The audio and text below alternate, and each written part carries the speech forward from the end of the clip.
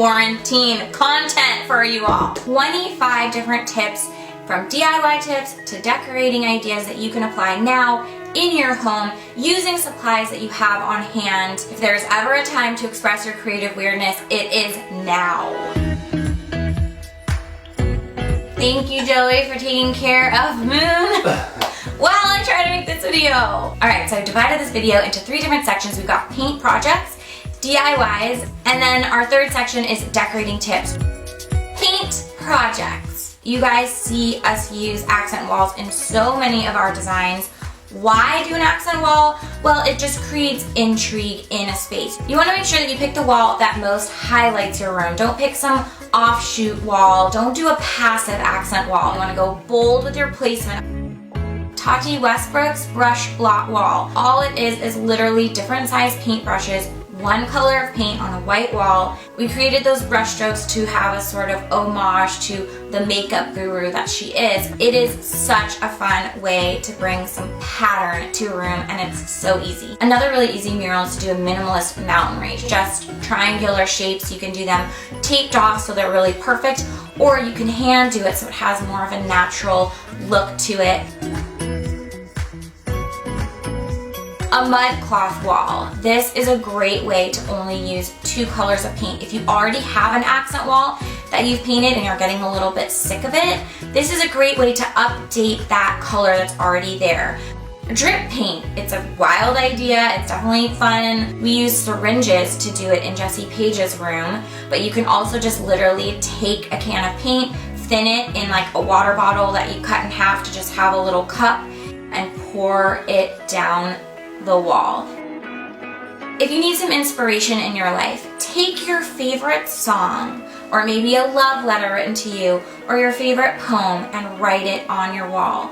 In Moon's nursery, I painted those really simple birch tree outlines using the black paint over a dark gray. So this is a really kind of subtle mural. It looks so peaceful, so beautiful. You don't have to draw the full tree, and really any color palette can work when you do this type of style. A rainbow mural. We did this in our recent makeover for the rainbow baby. I didn't do a traditional rainbow palette with that. I did less colors and different shades. Also in our 70s makeover, we did rainbow arcs and curves around the room using various shades within the same color families. If you're saying I have paint at home but not enough to do an entire accent wall, how about a partially painted wall? This is a really cool technique that can totally change up your space and requires a lot less paint. Hey, marble is here to stay. There's something just so beautiful, whimsical, but also really modern about those beautiful veins of marble. All of these ideas we have blog posts for. Please check out the links in the description below to help you guys if you decide to do any of these projects. So this section of the video is for smaller projects and ideas that you can apply to any room in your house, hopefully using the supplies that you have on hand. Okay, so this first DIY, I know is a favorite, twinkle lights, because they are just so magical, especially if you apply them in a more designed way by layering fabric over top of the twinkle light. Some sort of sheer or semi-sheer curtain. It makes a huge difference because then you just see the little orb of light coming through and you don't see the messiness of the wire. If you have the fairy lights that are on the little wire and they're either battery operated or plug-in, create a photo strand for your instant photos. Decoupage, okay? I know it's old school, I know it's a little on the crafty end. Use your home printer to print out some old photos or just some cool designs that you like. Use an old book that you love the pictures of but you never read it. Getting a poly acrylic to just go over the top to 1 or 2 layers of that, and that will really set in your design and make sure you can put food and beverages and stuff on top of it. If you guys have an old wooden headboard that you're just sick of, you want to make it fun, you can add things like fabric to create an upholstered look to it. If you don't have the batting and things like that at home to make it look puffy, you can use old quilts, old blankets, etc. Now, if you don't have a lot of fabric on hand, this might be a fun time to clean out your closet, to upholster my headboard, or to put it inside some frames to create a fun moment. If you do have an extensive stuffed animal collection, you can totally take an old wooden headboard, a staple gun, and staple some of those stuffed animals to the headboard, going floor to ceiling, and they're up off the floor, but they're still displayed so that the kid can enjoy them. Faux flowers, you guys, are one of my favorite things to use. We have them in the entryway to the Mr. Kate office. We made a teepee and used the faux flowers.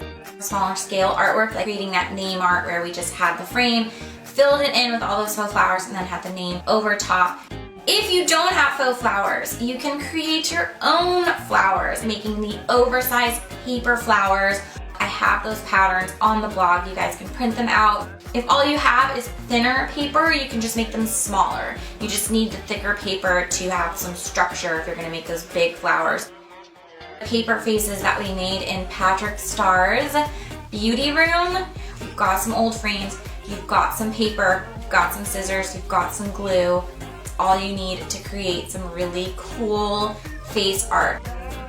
Another really fun art idea is to do this palm reading art that we did in Manny MUA's living room. All you need is your hand, a marker, a piece of paper, and a frame. Another pop art moment that I love as a DIY, kind of taking the partially painted wall idea and applying it to an artwork piece. I took a thrift store painting, generic still life, and made it into a pop art moment by dipping it in neon paint.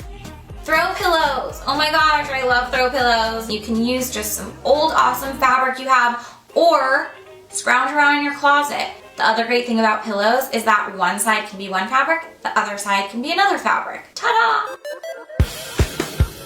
This is about reimagining what you have, so styling your beds, your surfaces, your walls in new and different ways. The gallery wall! Oh my gosh, how can I give you guys styling tips for your walls without talking about a gallery wall? I mean, there are so many ways to gallery wall. Less is more when it comes to actual faces. If you have a ton of photos of faces just staring at you, it's hard to kind of focus in on what you're looking for, and it ends up detracting from the photos as a whole. Shelf styling. One of my favorite things to do when we are decorating a room is to style the shelves. Basically, you don't want to have each shelf look like the next one. So if you're styling something in the center of one shelf, the shelf below it should have things on either side. Keeping that triangle shape in mind is a great key tip for you.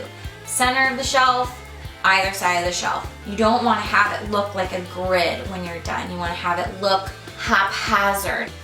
Making your bed. Now, my favorite thing to use on a bed are European square pillows. They are the big square pillows that you add to the back row of your bed. You can also do standard size pillows then with 2 square throw pillows, but it's a gradient down from the biggest pillows down to the smaller throw pillows in front. I also love using one long throw pillow. Throw blankets are a great addition to your bed as well. Audition it in a nice little stripe along the bottom of your bed, or you could do it in a little bit more of a haphazard way and throw it on the corner of your bed in that sort of undone look. Placing plants. Bring them in, play around with placing them around. This is also part of the shelf styling if they're smaller plants, or this is part of just adding a moment in your room if they can go on the floor and they're big enough to go in a corner. So if you are plant crazy, go for it. Add them to your shelves like we did. Add them to the corners, add them hanging. Alright guys, and the final tip I will leave you with, number 25. This is a simple one. It's the karate chop. Your pillow is like this, straight on top. If you go, you create this dip in it. It just makes it look more fluffy. It gives it shape. It also makes it stand up so it's not droopy. There's nothing that makes me more sad. I mean, there's lots of things that make me sad, but I get very sad when I see a throw pillow that's just like. Those are all 25 tips for you guys. Spruce up your house in some way. It's gonna feel so good. Yeah, maybe you're not having anyone over at your place right now, but you deserve to look at awesome things and to feel amazing in your space. If you have any questions, ask me in the comments, and it's the perfect time to be a creative weirdo. So, I'll see you on the next video. I love you guys. Bye. Stay creative, stay weird, stay you, stay home.